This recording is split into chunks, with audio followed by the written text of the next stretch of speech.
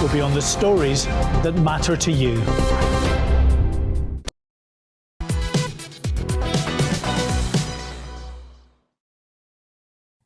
Good morning, it's 11:23 and you're here with To The Point on GB News with me, Mercy Moroki and Patrick Christie's.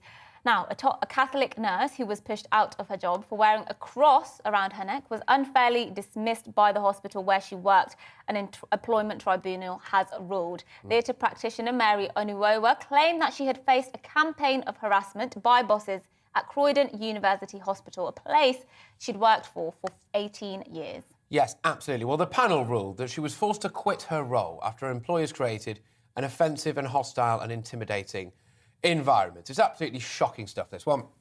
With us now is Caroline Farrow, who is the UK and Ireland's campaign director at Citizen Go, which is a group who look to defend and promote the participation of society in politics, and certainly as well when it comes to things exactly like this. Caroline, thank you very, very much. Great to have you on the show. What do you make of this ruling? It's fabulous, and congratulations to Mary and to the team at Christian Concern who brought this.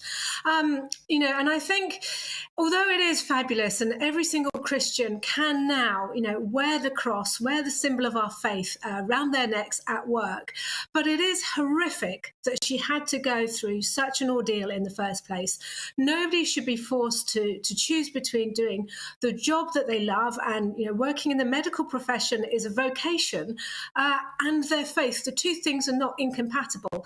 And you can see just how petty the rule was, in that, this lady complained, rightly so, that people of other faiths and religions, they weren't discriminated against. And in fact, they're allowed to wear their lanyards. Exactly. The policy of lanyard wearing was allowed, but not a little cross around your neck. Do you think there's actually, potentially, anti-Christianity in the workplace? Is that maybe what this is? Or is it just idiocy?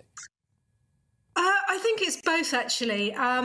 I think it's a kind of adherence, it's a blind adherence to bureaucracy, and we cannot be seen to be giving anybody any special treatment. I think there is an actual antipathy to Christianity. I think particularly, native Brits feel more confident about kind of rejecting Christianity, which is, we are a country with a Judeo-Christian heritage. And so people feel more confidence of rejecting their own heritage rather than rejecting anybody else's heritage. So, we don't see we do see examples of Islamophobia and anti-Semitism, which are abhorrent, but we don't see these workplace discrimination cases in quite the same way. So nobody would dream of, telling a Muslim to remove, their head covering. Nobody would dream of telling another faith not to do this. And it's always Christians who are targeted. And I think it's because people feel empowered. They don't feel like they're being in any way discriminatory when in fact they are. Yeah, do you think that there is some, obviously the tribunal ruled she was unfairly dismissed, but do you think it is in a workplace setting, in a hospital setting where you are treating patients, the reason some managers might get a bit uneasy is because you might try and impart your religion on the people who are ill, and they get a bit nervous about the sorts of things you might be telling vulnerable people when it comes to religion. Do you think there's a bit of that going on? I think absolutely. And I think we have seen cases like this where people have been, disciplined and lost their jobs because they've said to patients, may I pray with you? But in fact, showing a cross, showing a symbol of your religion is no worse than, wearing a political symbol, which the NHS staff are encouraged to do all the time, with their rainbow lanyards and their various, sort of trans badges and whatever else. And I think actually wearing a sign of a faith is in a completely different category to wearing a sort of political symbol. And I think doing that is wearing a symbol of your faith and talking about your faith is fine as long as you respect boundaries and you don't proselytize. So I think it's absolutely fine for a Christian to say to somebody, look, I'm a Christian, do you mind if I pray for you? And that can open up a helpful conversation, same as if someone else says, you know, I'm a Jew, I'm a Muslim, may I, you know, pray for you in that way? You know, personally, I'd be honoured and flattered.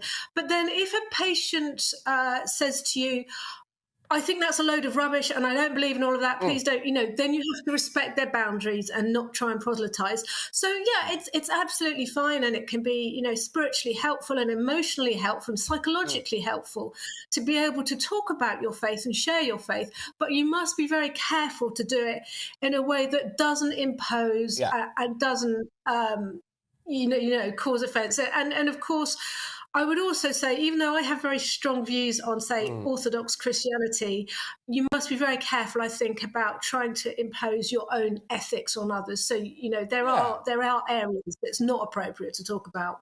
Absolutely, no, 100%. I think so. And as well, you know, I wonder how many of those pictures came out, you know, of nurses taking the knee or doctors taking the knee when it was all kicking off, you know, and all this stuff. Like you said, the rainbow lanyards, you know, going outside and clapping for them, you know, bumper stickers, honk for the NHS, all this stuff. And then you get someone there who's a devout Christian and they want to wear a cross around the neck. Let's be honest, there would have been riots, wouldn't there, if this had been, you know, potentially a different religion, and someone had been asked to remove a burqa or something like that, or something like that. There would have been riots. And the other thing is so, you know, recently, I think you covered there was a doctor who was suspended from his role as a GP for abusing, you know, women on social media, Dr. Adrian Harrop. And one of the things that he did was he wasn't disciplined for this, but he wore his rainbow lanyard and he had on it a little badge saying anti-turf spray, which meant that, you know, basically he wanted to repel people who had different views on gender ideology to him. And that's the GP. And I once made the comment that I would be very nervous now going to my GP and seeing all this kind of rainbow ideology, transgender badges, etc., because instantly the doctor is signalling to me what they think on a particular contentious, difficult issue, which is entirely different to, you know, I believe in Jesus Christ, my Lord and Saviour, you know. So the two things, you know, I think political symbols, no. Faith symbols, absolutely yes.